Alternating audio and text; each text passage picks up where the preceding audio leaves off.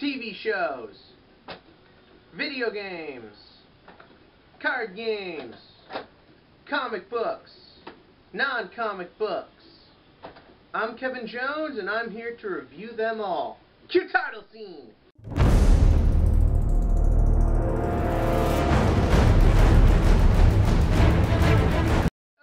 so as you could probably tell from that little picture, I'm starting things off with something that's kind of past, but something that's going to show you all my kind of views and my opinions. This doesn't mean it's going to influence anything further from here, but when I do start doing reviews, hopefully soon, it means that you know that I'm a little bit different thinking than most people. Okay, so as you saw, I will be reviewing the Dark Knight Trilogy. Bum bum bum. Epic adventure for some people. For me personally, I love the acting in these movies. I feel like it brings the superhero genre up a notch. Not as much from the hero himself. I mean, Christian Bale's a good Batman, but I feel like the other actors really carry this film. Gary Oldman is Jim Gordon, Michael Caine is Alfred, Morgan Freeman is Lucius Fox. They really do is what carries the film and makes it feel real. But that's where the reality kind of pulls out for me. The thing is that to believe that half the stuff that happens in these movies could actually happen is kind of convoluted. Now there is stuff, because I know the concept was a more realistic take on Batman, there are some things that are more realistic and make sense for it. You know, like Ra's al Ghul wasn't immortal. What are some other ones? The bat suit wasn't just rubber that you assumed was bulletproof. It really does look bulletproof, and it's freaking awesome. The thing is, there are other things that really kind of bother me. I feel like a lot of the actors, their performances aren't utilized right. You know, like Cillian Murphy as Scarecrow. I feel like that could have been a bigger role than just the backup villain. Aaron Eckhart as Two-Face. I would have liked Two-Face to get his own movie. Anne Hathaway as Catwoman, I feel, was no better, no worse than it had to be. Bane was alright, but I kind of feel like that was subpar. Like the fight scene where Batman gets his back broken, that should have been epic and amazing, and instead it just kind of felt like a bad video game boss fight because Bane just talks too much. You know, but the thing is, that's kind of the problem here. The thing is that, you know, you really can't, if you're going to apply reality to these things, it has to be in a fair way. You know, like Joker's escape scene in Dark Knight, that never happened. That makes no sense. Also, there's hardly any memorable action in these movies. I mean, like this last one, Dark Knight Rises, you're 45 minutes into it before you see Batman. The opening plane scene is good, but then everything just slows down to a turtle crawl.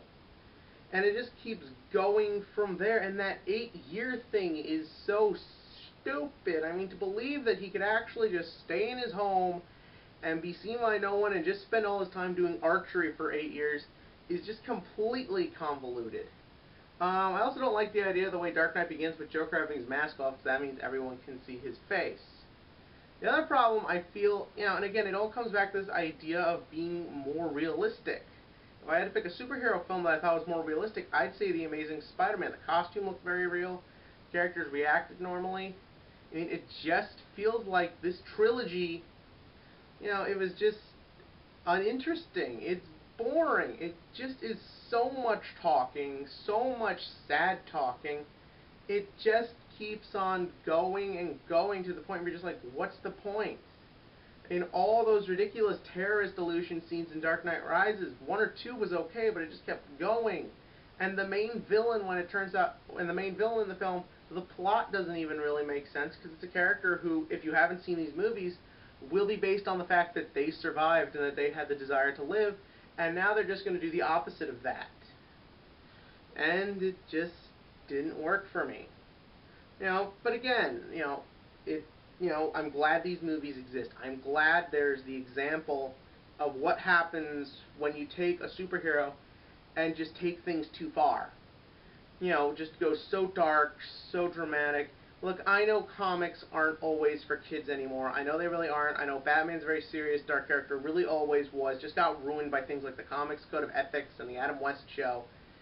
But the problem is that you should still do something that a kid could go to. The key to make, for me, superhero movies should be finding the middle ground for everyone. Something that's acceptable to adults, to kids, to dogs. Just something that works for people, works for everyone. not just forcing something on it. But who knows, they're going to reboot Batman in 2016. Maybe these will work. So, that's it. I will now rank this on my ranking system. I believe in doing things from a 1 to 10 format, 1 being the worst, 10 being the best, on different scales depending on what I'm reviewing is about. So because of this, I will review this trilogy on the superhero movie scale. There's not going to be an actual scale here, I don't know how to do that yet. But I will give the Dark Knight trilogy a solid 5 out of 10. What acting there is awesome, the performances are out of this realm, the detail in the costumes is amazing, but it's also too overly dark, too overly dramatic, and let's face it, in Dark Knight Rises, Batman was a pussy. So until next time, I'm Kevin Jones. Goodbye.